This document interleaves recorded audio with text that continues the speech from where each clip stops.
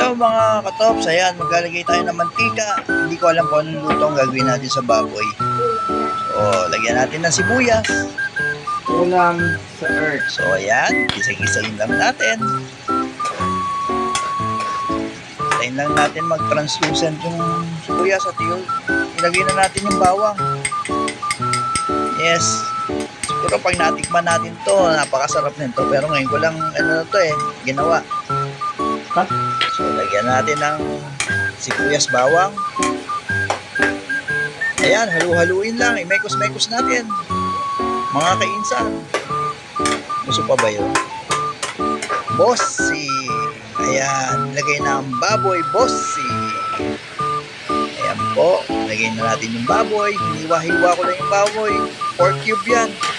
Yung pang sigang. Ayan.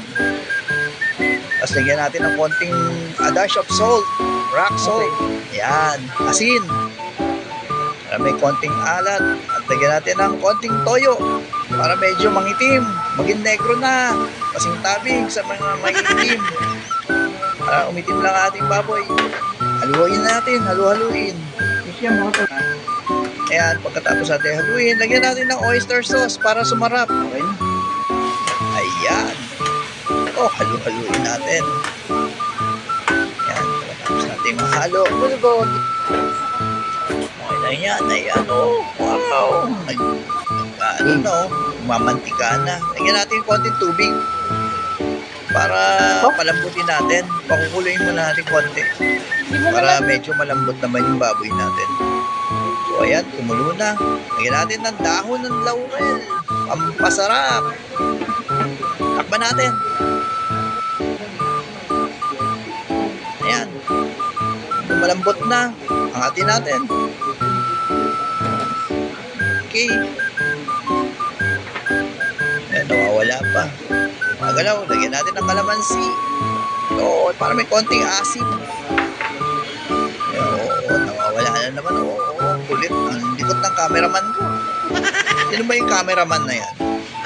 Palitan na yan. Ayan. Ayan ulit natin. Kumukulo na. Anguin muna natin yung ating mga baboy. Ayan o. Medyo naglaladkit na yung baboy. Ayan. Tanggalin muna natin siya. Separate muna natin siya. Set aside natin. Tapos yung mga pinagprituhan. Ayan. Ayan. Ayan lang natin konting baboy. Ayan. Isa ulit natin. Prito-prito natin. Labasin natin yung pawis niya. Yung mantika. Ayan. Tapos ayan na, nakita nyo. Medyo nagmamantika na. Ilagay ulit natin yung sauce niya. Ayan, yung kanina. Sineprate natin. Ayan, napakasarap niya. Ano? Masarap lalo na kung may kaning mainit yung bagong saing. Nakaw, mapaparami ang kain mo. Bobby, anak na bunso, shout out. Eto na, wala ka na namang diet. Eto na naman ang kakainin mo. Ayan, sinamahan ko na ng red onions. Yung kanina si buttons na puti. Yun ang ano natin pinanluto.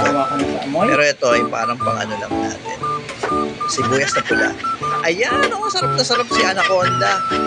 Masarap daw. Pre-taste daw, pre-taste. Oho. Hipan-hipan. Dahan-dahan. Ano lasa? Aba, hindi mahuli. Pinatikman sa akin. Aba, syempre. Okay daw.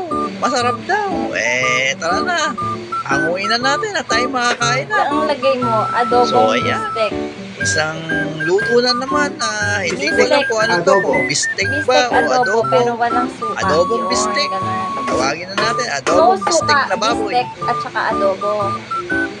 Okay.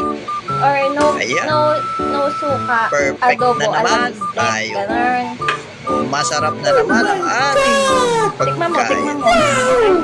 Ayan po. Ayan. Kung gusto nyo pa mapanood ang mga ganitong video, i-follow lang ako sa aking Facebook at mag-subscribe po tayo sa aking YouTube channel. Salamat po!